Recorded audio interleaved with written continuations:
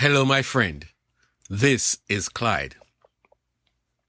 Our topic, this is the whole truth.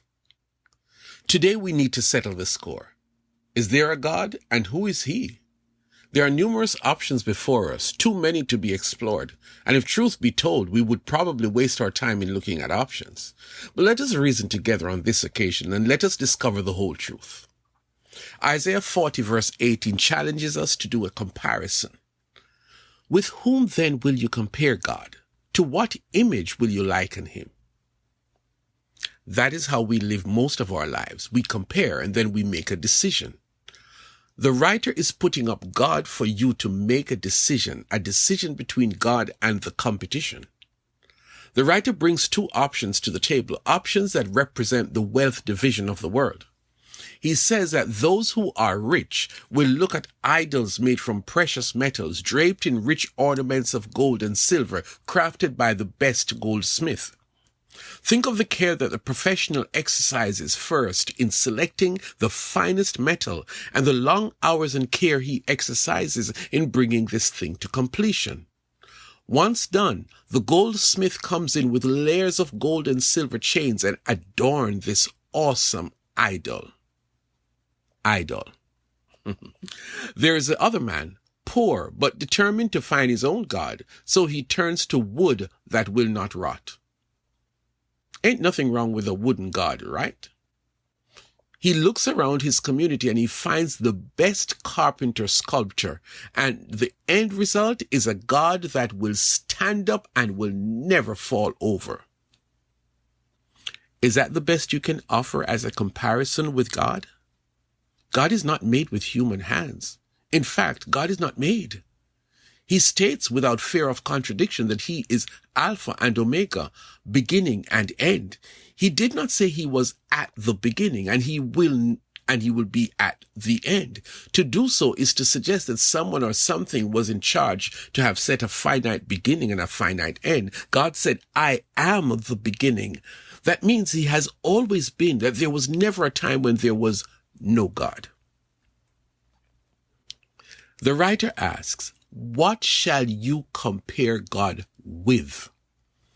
He tries to give your metal idol or your wooden statue a chance, but when he talks about God as the one who is bigger than all the world leaders, famous or otherwise, as the one who controls and determines the very existence of these leaders, there is no comparison. Why? Because all these inanimate, lifeless objects that you create, that you select, the things of life such as wealth, fame, possessions, education, positions, professions, none of these things can compare to God, who is larger than life. And if you choose to bring in human beings, you're in for a rude awakening, because God controls the human beings that you select.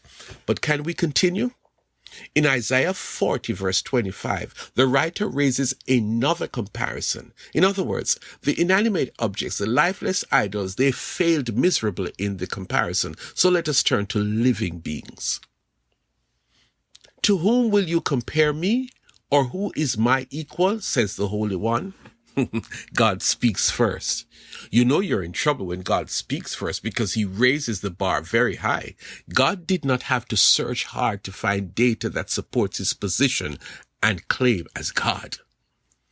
Lift up your eyes and look to the heavens. Who created all these? He who brings out the starry host one by one and calls forth each of them by name, because of his great power and mighty strength, not one of them is missing. The room grows still.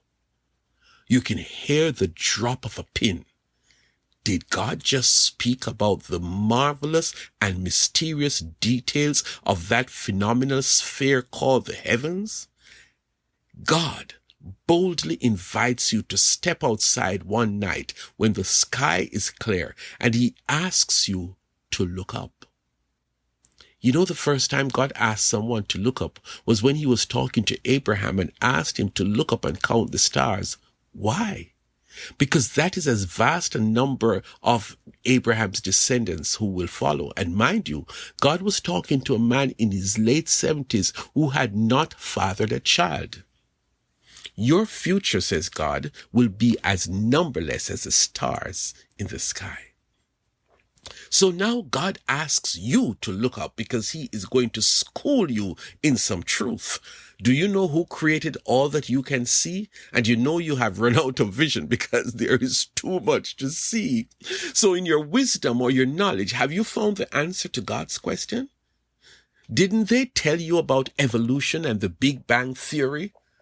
Such nonsense. Why would I, God, go through all that trouble when all I did was to speak?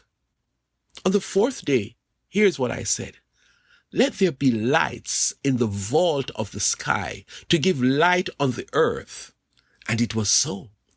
God also made the stars and set them in the vault of the sky to give light on the earth. And God saw that it was good. What is your response to that?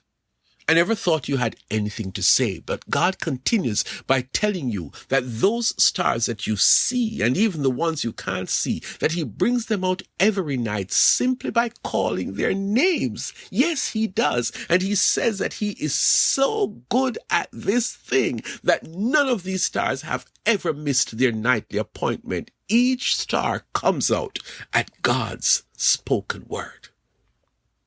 So who is your candidate for God? A political leader? A human like yourself who claims to have had a vision and he is now the new God? Or do you believe that there is no God and that all this thing came into existence by themselves? I thought you were smarter than to buy into this mumbo jumbo that there is no God. To end all argument, God turns around and uses you to settle the score in Isaiah 44 verse 8. You are my witnesses. Is there any God besides me? No, there is no other rock. I know not one. And this is the whole truth.